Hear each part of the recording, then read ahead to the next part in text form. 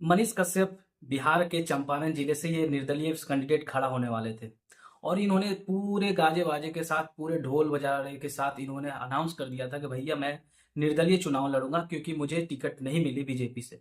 मुझे ऐसा उम्मीद था कि मुझे ऐसा टिकट मिलेगा, लेकिन इनको टिकट नहीं मिला और इसका खुन्नस उन्हें था। लेकिन सबको क्या पता था कि मनीष कश्यप यू टर्न फिर से मार लेंगे, क्योंकि इससे पहले आज जो बात हो रही है इन पर बहुत सारे रिएक्शंस आ रहे हैं लोगों का कि मनीष कश्यप ने बोला था कि मैं निर्दलीय चुनाव लड़ूंगा और निर्दलीय चुनाव लड़ने के बाद मैं फिर किसी पार्टी को ज्वाइन नहीं करूंगा।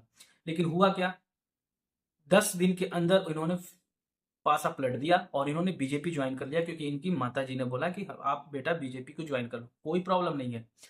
एक उम्मीद, क्योंकि इन्होंने जिस तरह से बोला था कि सन ऑफ बिहार मनीष कश्यप, वो चीजें जो है लोगों को दिमाग में रिवाइंड कर रहा था कि इनको कोई टिकट मिला नहीं, लेकिन फिर भी ये चुनाव लड़ना चाहते हैं निर्दलीय, जो लोगों की प्रॉब्लम्स है उसको सॉल्व करेंगे। और ये ताल ठोक के बोलते थे कि मैं अब निर्दलीय लड़ रहा हूं तो अभी मैं पलटी नहीं मारूंगा 5 साल। लेकिन ऐसी सिचुएशंस आ गई कि इन्होंने चेंज कर लिया और इन्होंने बीजेपी को ज्वाइन कर लिया। प्रॉब्लम यहाँ नहीं है, प्रॉब्लम यह है कि लोगों की जो उम्मीदें थी उस पर कितना ये खरा उतरे, क्योंकि लोगों ने इनको तो माना था, लोगों ने इनको लाखों लाखों लोगों की संख्या में इनके काफिले में लोग जा रहे थे, इनके सभाएं में जा रहे थे और वहां पर चीख चीख के मनीष कश्यप ये बोल रहे थे कि मैं लोगों के लिए काम करूंगा। वो तेजस्वी यादव को बोल रहे थे, उन पर कोस रहे थे कि किस तरह से हमें जेल में भेजा गया, हमारे ऊपर एने से जबरदस्ती लगाया गया।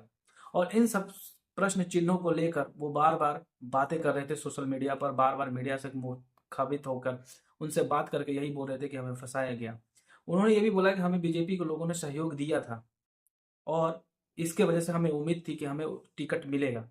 लेकिन इनको अब दूसरी मामला ये आ गई कि वो पश्चिम चंपारण से खड़ा थे निर्दलीय, वहां के लोगों ने वोट देने को मन बना लिया था, लेकिन ऐसा यू टर्न लिया कि इन्होंने बीजेपी को सिर्फ ज्वाइन ही नहीं किया, वहां अब ये 2024 का चुनाव लड़ेंगे ही नहीं।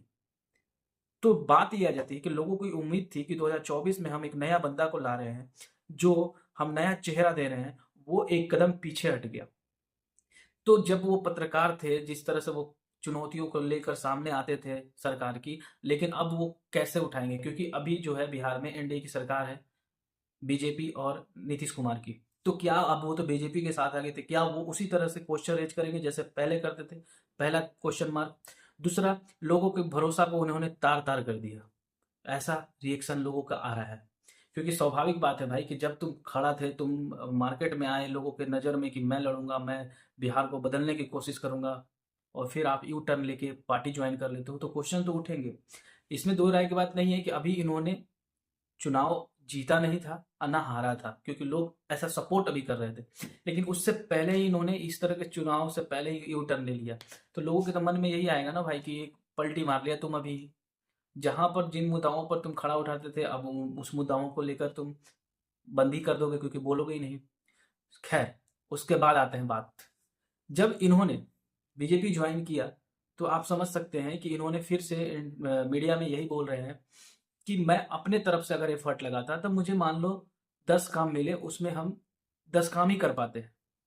लेकिन अगर हम पहले से जो जमीनी स्तर पर जो पार्टी है, जो स्ट्रांग पार्टी है, जो सेंटर में पार्टी है, अगर हम उसके साथ मिल जाए तो जो 100 काम होने वाले थे उसकी जो क्राइटेरिया है, उसकी जो एक्सपांसन है वो बढ़ गया, उसके दायरे बढ़ गए। इसलिए हमने पार्टी को ज्वाइन किया कि ताकि हम जो काम अकेले करना चाह रहे थे वो अब पूरी टीम के साथ करेंगे, धरातल पर काम करेंगे। तब आपके सामने हम ये लाकर दिखाएंगे और साबित करेंगे कि हम कितना, क्योंकि उन्होंने बोला था कि 1 लाख लोगों को हम नौकरी देंगे, लेकिन अब वो बोल रहे हैं कि अब हमें 1 लाख नहीं, 1 लाख से ज्यादा देंगे। तो लोगों की जो मन में आस्था थी, विश्वास थी, वो क्या टूटा है? अब आप कमेंट सेक्शन में बताइए। और कहीं ना कहीं लोगों के मन में तो ये गंदा विचार आएगा ही भाई कि इसने टर्न मार लिया है, क्योंकि ये बोल तो रहा था कि पहले कि हम किसी पार्टी में नहीं जाएंगे, जब जरूरत थी तो पार्टी इनको टिकट नहीं दी, और जब नहीं जरूरत थी तो इन्होंने ज्वाइन कर लिया। खैर, आपका राय क्या है आप अब कमेंट सेक्शन में बताइए, क्योंकि मनीष कश्यप धीरे धीरे पॉपुलैरिटी के उस स्तर पर पहुंच गए जहां पर नए नए युवा को पहुंचने में बहुत टाइम लगता है। खैर, आने वाले समय में देखते हैं कि ये क्या करते हैं, क्योंकि बिहार में नए लोगों की तो जरूरत है, ये सब कोई कह रहा है।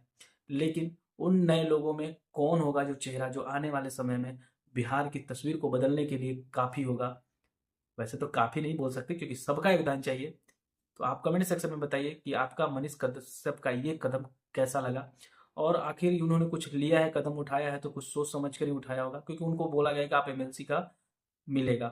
तो आप कमेंट सेक्शन में बताइए। आप देख रहे थे संतोष वॉइस। तब तक के लिए धन्यवाद। जय हिंद। मिलते हैं फिर नए वीडियो में नए कंटेंट के साथ। खुश रहिए, मुस्कुराते रहिए, स्वस्थ रहिए। Thank you. जय हिंद।